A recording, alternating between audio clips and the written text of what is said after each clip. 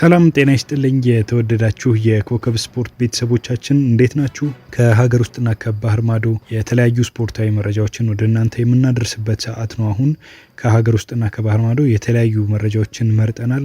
ሊቨርፑልን፣ አርሰናልን፣ ቼልሲን እና ማንቸስተር ዩናይትድን እንዲሁም ሌሎች አጫጭር መረጃዎችን ወደ እናንተ እናደርሳለን። አብራችሁን እንድትቆዩ እንጋብዛለን።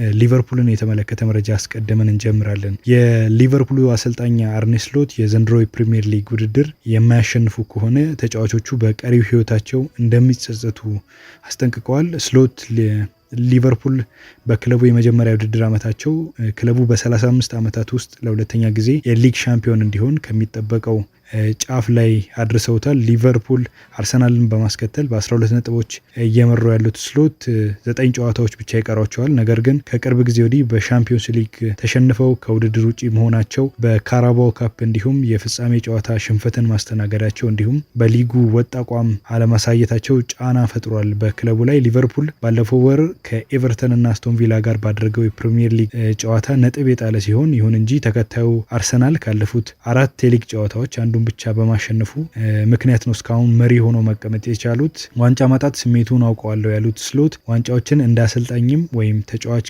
ካልወሰድክ ለብዙ አስርት ዓመታት ሊጸጽትህ ይችላል ሲሉ ገልጸዋል። በዚህም በቀሩት የሊቨርፑል ጨዋታዎች ወጥ አቋም በማሳየት የሊጉን እና ብቸኛውን ዋንጫ በዚህ ዓመት ማንሳት አለብን ሲሉ ማሳሰባቸው ተነግሯል። ሌላው ቼልሲን የተመለከተ መረጃ ነው። ቼልሲዎች ጄደን ሳንቾን በክለቡ በቋሚነት የሚያስፈርሙ ከሆነ ለማንቸስተር ዩናይትድ 5 ሚሊዮን ፓውንድ ክፍያ መክፈል እንዳለባቸው ተገልጿል። የ24 ዓመቱ ተጫዋች በነሐሴ ወር ቼልሲን የተቀላቀለ ሲሆን በፕሪሚየር ሊጉ እስከ 14ኛ ደረጃ ለመያዝ የሚያስችለውን ውጤት ካመጣ ቼልሲ ከ20 እስከ 25 ሚሊዮን ፓውንድ ተጫዋቹን እንዲገዙ የሚያደርግ የግዢ ውል ባካተተ መልኩ ነው ጄደን ሳንቾ ወደ ቼልሲ የተዘዋወረው። እናም በአሁኑ ወቅት ቼልሲ 4ኛ ደረጃ ላይ ሲሆን የውድድሩ 9 ጨዋታዎች እየቀሩ በ4ኛ ደረጃ ላይ ተቀምጧል።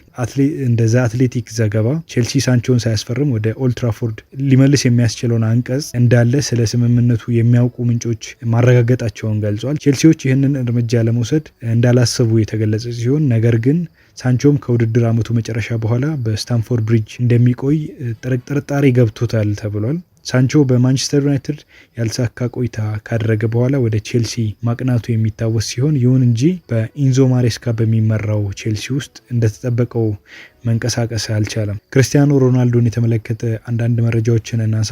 ፖርቹጋላዊው የ5 ጊዜ የባለንዶር አሸናፊ ተጫዋች ክርስቲያኖ ሮናልዶ ከዓለም የድንቃ ድንቅ መዝገብ እውቅና እንደተሰጠው ተሰምቷል። ክርስቲያኖ ሮናልዶ የዓለም ሪከርድ ሽልማት የተበረከተለት ከሀገሩ ፖርቹጋል ብሔራዊ ቡድን ጋር በርካታ ጨዋታዎችን በማሸነፉ እንደሆነ ነው የተገለጸው። ሮናልዶ ከፖርቹጋል ጋር 132 ጨዋታዎችን በማሸነፍ በርካታ ኢንተርናሽናል ጨዋታዎችን ያሸነፈ ቀዳሚው የዓለማችን ተጫዋች ነው። ክርስቲያኖ ሮናልዶ ባለፉት 21 ዓመታት ለፖርቹጋል ብሔራዊ ቡድን ግልጋሎትን መስጠት የቻለ ድንቅ ተጫዋች ሆኖ መቀጠሉ ተገልጿል። ሉካ ሞድሪችን የተመለከተ አንድ መረጃ እናንሳ። የማድሪዱ አማካይ ሉካ ሞድሪች ኪሊያን ኢምባፔ የባላንዶርን እንደሚያሸንፍ ተናግሯል። ኢምባፔ ከዚህ ቀደም ታይቶ የማይታወቅ ነገሮችን እንደሚሰራ አምናለው ያለው የማድሪዱ አማካይ ሉካ ሞድሪች ባላንዶርን በተደጋጋሚ ሊያሸንፍ ይችላል ሲል ገልጿል። ፈረንሳያዊው የሎስ ብላንኮቹ የፊት መስመር ተጫዋች ኪሊያን ኢምባፔ በዘንድሮ የውድድር ዓመት የሮናልዶ ናዛሪዮ ሪከርድ እንደሰበረ ይታወቃል። ኢምባፔ በዘንድሮ የውድድር ዘመን በ46 ጨዋታዎች ላይ 31 ግቦችን በማስቆጠር በመጀመሪያው የውድድር ዘመኑ 30 ግብ አስቆጥሮ የነበረውን የሮናልዶ ናዛሪዮን ወይንም አር9ን ሪከርድ መስበር እንደቻለ ነው የተገለጸው። ኢምባፔ ባለንዶርን እስካሁን አላሸነፈም ያለው ሞድሪች በቅርቡ ይህ ታሪክ ይቀየራል ሲል ተናግሯል። ኢምባፔ የተረጋጋና ሳቅ መፍጠር የሚችል ለቡድን ጓደኞቹ አራያ መሆን የሚችል ሰው ነው ያለው ሞድሪች በዓለም ላይ ካሉ ምርጥ ተጫዋቾች መካከል እንደሚሆን አልጠራጠርም ሲል ነው የገለጸው። ኢምባፔ በማድሪድ ቤት የግል ክብሮችንና ዋንጫዎችን ለማሸነፍ ወደ ሎስ ብላንኮቹ የተቀላቀለ ሲሆን በዘንድሮ የውድድር ዘመን ማድሪድን ለሶስትዮሽ ዋንጫ ለማብቃት እየተንቀሳቀሰና ግቦችንም እያስቆጠረ ነው። በቀጣይ ማድሪድ ከዓለም አቀፍ ጨዋታዎች በኋላ ሌጋኔስን በላሊጋው የሚገጥም ይሆናል። ባርሴሎናዎችን የተመለከተ አንድ መረጃ እናንሳ። ባርሴሎናዎች የኒውካስል ዩናይትዱን አማካይ ሳንድሮ ቶናሊን ከአጥቂው አሌክሳንደር ኢሳክ ጋር የማስፈረም ፍላጎት እንዳላቸው ተሰምቷል። ኢሳክ በሴንት ጄምስ ፓርክ ድንቅ የውድድር ዘመን እያሳለፈ ሲሆን በ19 ጎሎችና ለ5 የግብ ኳሶችን አመቻችቶ በማቀበል ጥሩ እንቅስቃሴን እያደረገ ነው። በ25 የፕሪሚየር ሊግ ጨዋታዎች ድንቅ እንቅስቃሴን ማድረጉ ተነግሯል። ይህ ተጫዋች ይህንን ተከትሎም ነው ባርሴሎና ጨምሮ የአብዛኞቹ የአውሮፓ ክለቦች ትኩረትን መሳብ የቻለው። ሆኖም ኢሳክ ወደ 150 ሚሊዮን ፓውንድ እንደሚገመት ተነግሯል ለዝውውሩ። በዚህ ክረምት ተጫዋቹን ለማስፈረም ለባርሴሎና በጣም ፈታኝ ሊሆን እንደሚችል ነው እየተነገረ ያለው። ሙንዶ ዲፖርቲቮ የባርሴሎና ኃላፊዎች ቶናሊ ከ5 ዓመት ላላነሰ ጊዜ የቡድኑ ኢላማ ሆኖ እንደቆየ መናገራቸውን ዘግቧል። ቶናሊን ለረዥም ጊዜ ሲከታተለው የቆየው ባርሴሎና የመከላከል አቅምንና ጨዋታን የማንበብ ልዩ እይታ ያለው ለባርሴሎና ታዋቂው የጨዋታ ስልት ሁነኛ አማካይ ይሆናል ተብሎ ነው የተገመተው። መልማዮች ቶናሊን ለማስፈረም ቢሞክሩም ነገር ግን አሁን ባለው ዋጋ ተመን ዝውውሩ ከባድ ሊሆን እንደሚችል ነው የተገለጸው። ኒውካስል የ24 ዓመቱን ተጫዋች ለማስፈረም 55 ሚሊዮን ፓውንድ ከፍለው እስከ 2028 ኮንትራት እንዲኖረው አድርገዋል። እናም የቶናሊ የወደፊት እጣ ፋንታ ምን ሊሆን እንደሚችል አጓጊ ሆኖ ነው የቀጠለው። አንቸሎቲን የተመለከተ መረጃ እናንሳ። የጣሊያን እግር ኳስ ፌዴሬሽን ያለፈው የ2023-2024 ጣሊያናዊ አሰልጣኝን ይፋ አድርጓል። በዚህም መሰረት የሪያል ማድሪድ ዋና አሰልጣኝ ካርሎ አንቸሎቲ የአመቱ ምርጥ ጣሊያናዊ አሰልጣኝ በመሆን መመረጥ እንደተቻሉ ነው የተገለጸው። አሰልጣኝ ካርሎ አንቸሎቲ ሪያል ማድሪድን እየመሩ በውድድር ዘመኑ የአውሮፓ ሻምፒዮንስ ሊግ እና ላሊጋ ዋንጫዎችን ማሳካት ችሏል። ከአሰልጣኝ ዜና ጋር በተያያዘ ደግሞ ሌሎች መረጃዎችን እናንሳ።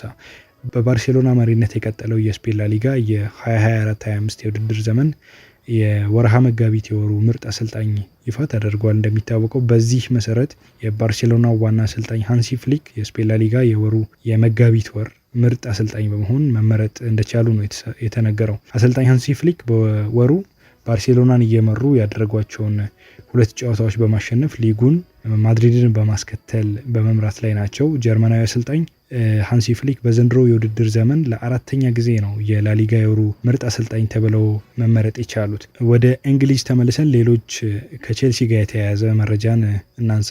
አሜሪካዊው የቼልሲ ባለሀብት ቶድ ቦህሊ በክለቡ ያሰቡትን እቅድ በጥሩ ሁኔታ የተገበሩት መሆኑን ነው የገለጹት። ስለ ክለቡ ሁኔታ ያስረዱት ባለሀብቱ አሁን ላይ በቼልሲ ያለውን እውነታ ከተመለከትን ክለቡ በተረጋጋ ሁኔታ ላይ እንዳለ እናያለን ሲሉ ተናግረዋል። ቶድ ቦህሊ ቼልሲን የምንፈልገው ቦታ ላይ ለማድረስ ያወጣነውን እቅድ እየተገበርን እንደሆነ ይሰማኛል ሲሉ ነው ቶድ ቦህሊ የተናገሩት። ባለሀብቱ 4ኛ ደረጃ ላይ እንገኛለን ሲሉ ስለ ቡድናቸው ወቅታዊ አቋም ገልጸዋል። ባለሀብቱ ከዚህ ቀደም በሮማን አብራሞቪች ስር የነበረውን ቼልሲ በመግዛት በርካታ መዋለ ነዋይ እያፈሰሱ እንደሆነ ሲገለጽ፣ በዚህም ቡድኑን እንደሚፈልጉት እያዋቀሩ እንደሆነ ነው የገለጹት። ለሰዓቱ የያዝናቸው ስፖርታዊ መረጃዎችና ዜናዎች ይህንን ይመስሉ ነበር። የኮከብ ስፖርት ቤተሰቦቻችን በቀጣይ በተለያዩ የስፖርታዊ መረጃዎች ወደ እናንተ የምንደርስ ይሆናል።